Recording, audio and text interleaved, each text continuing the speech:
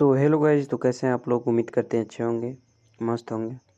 तो चलिए आज हम क्लास 10th के 10वां चैप्टर नेताजी का चश्मा के मोस्ट इम्पोर्टेंट क्वेश्चन करने वाले हैं ऑब्जेक्टिव, जो इसी से क्वेश्चन रहेंगे 4 तारीख को जो जैक का एग्ज़ाम है, बोर्ड एग्ज़ाम कोई भी हो, वो इसी से होंगे क्वेश्चन हिंदी के पेपर में। चलिए आगे बढ़ते हैं, बताते हैं नेताजी के चश्मा पर क्वेश्चन। सबसे पहला क्वेश्चन क्या है, तो मूर्ति किससे बनी थी। मूर्ति किससे बनी थी बताइए आप लोग। पत्थर की बनी थी या संगमरमर की बनी थी या लोहे की बनी थी या लकड़ी की बनी थी। तो इसमें हो जाएगा ऑप्शन बी हमारा, संगमरमर की बनी थी। किसकी बनी थी, तो संगमरमर की मूर्ति बनी थी। ओके, चलिए आगे बढ़ते हैं। क्वेश्चन नंबर 2 में आते हैं। पहली बार कस्बे से गुजरने पर हवलदार मूर्ति पर क्या देखकर चौंक गए थे। क्या देखकर चौंके थे, टोपी देखकर चौंके थे, छाता देखकर चौंके थे, या मूर्ति पर चश्मा लगा था उसको देखकर चौंके थे। तो इसमें हमारा ऑप्शन नंबर सी, चश्मा देखे थे। ऐसे ही समझ लीजिए, नेताजी का चश्मा में क्या देखकर चौंकेंगे, चश्मा होगा तभी ना, चश्मा देखकर चौंके होंगे। चलिए आगे बढ़ते हैं क्वेश्चन नंबर 3 में। तीसरा क्वेश्चन में आते हैं। कस्बे से जाने के बाद भी हवलदार किसके बारे में सोचते रहे। तो किसके बारे में सोचते रहे, पान वाले के बारे में सोचते रहे, या चश्मे वाले के बारे में सोचते रहे, या मूर्ति के बारे में सोचते रहे, या कस्बे वाले के बारे में सोचते रहे। तो इसमें चश्मे वाले के बारे में सोचते रहे। किसके बारे में सोचते रहे हवलदार साहब जाने के बाद, कस्बे से गुजरने के बाद, तो चश्मे वाले के बारे में सोचने लगे। चलिए आगे बढ़ते हैं। चौथा क्वेश्चन में आते हैं। नेताजी की बगैर चश्मे वाली मूर्ति किसको बुरी लगती थी। तो नेताजी की बिना चश्मे की मूर्ति हवलदार साहब को अच्छी नहीं लगती थी। किसको अच्छी नहीं लगती थी, हवलदार साहब को। हवलदार साहब को बिना चश्मे की मूर्ति अच्छी नहीं लगती थी। चलिए आगे बढ़ते हैं। 5वां क्वेश्चन करते हैं हम लोग। लोग चश्मे वाले को किस नाम से बुलाते थे, बताइए आप लोग। लोग चश्मे वाले को किस नाम से बुलाते थे। सिपाही कह के बुलाते थे, कैप्टन कह के बुलाते थे, या पुलिस कह के बुलाते थे, या थानेदार कह के बुलाते थे। तो इसमें हमारा ऑप्शन बी, कैप्टन कह के बुलाते थे। क्या कह के बुलाते थे बच्चों, कैप्टन कह के बुलाते थे। इसको याद कर लीजिएगा, ये सब क्वेश्चन बहुत इंपॉर्टेंट है। एक बार में नहीं होगा, 2-3 बार वीडियो को देखिए और ये सभी क्वेश्चन याद कर लीजिए आप लोग। चलिए आगे बढ़ते हैं हम लोग। 6ठा क्वेश्चन में आते हैं। एक बार कस्बे से गुजरते समय हवलदार को मूर्ति में क्या अंतर दिखाई दिया। मूर्ति पर चश्मा नहीं था, मूर्ति टूटी हुई थी, मूर्ति गंदी थी, इनमें से कोई नहीं।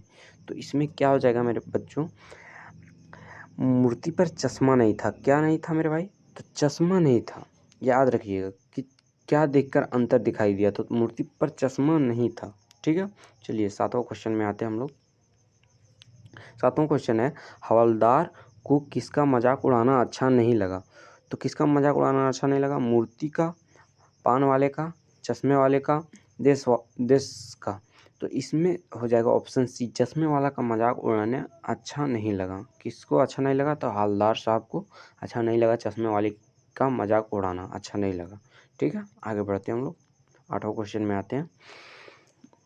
चश्मे वाले को पान वाला क्या समझता था। क्या समझता था पान वाला चश्मे वाले को, कैप्टन समझता था, पागल समझता था, ईमानदार समझता था, या गरीब समझता था।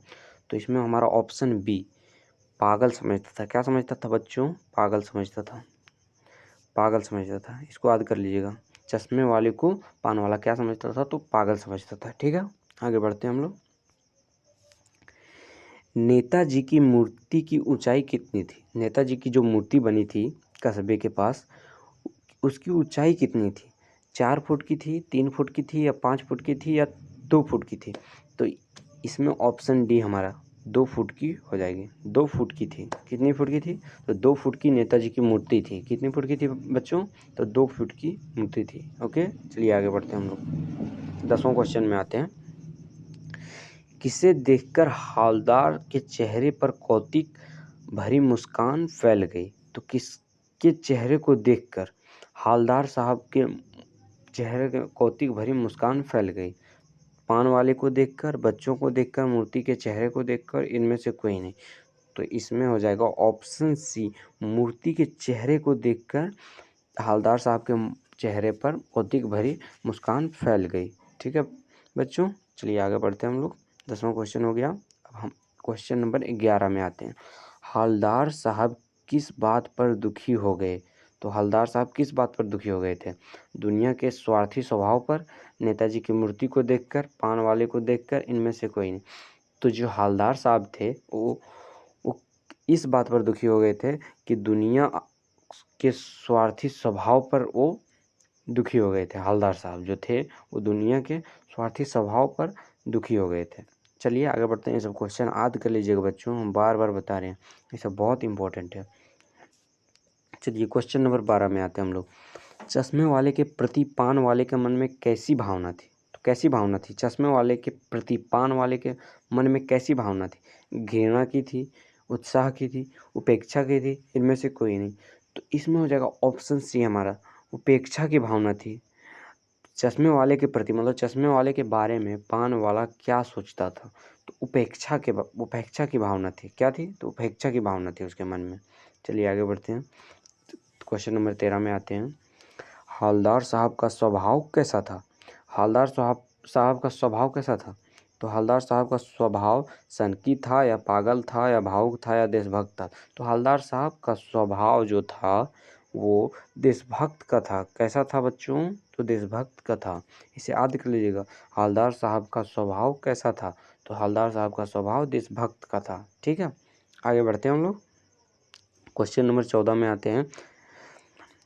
नेताजी की मूर्ति पर सरकंडे का चश्मा किसने लगाया था? बताइए आप लोग। अंतिम क्वेश्चन है, आप इस क्वेश्चन का आंसर कमेंट बॉक्स में ज़रूर बताइएगा। नेताजी की मूर्ति पर सरकंडे का चश्मा किसने लगाया था? बताइए।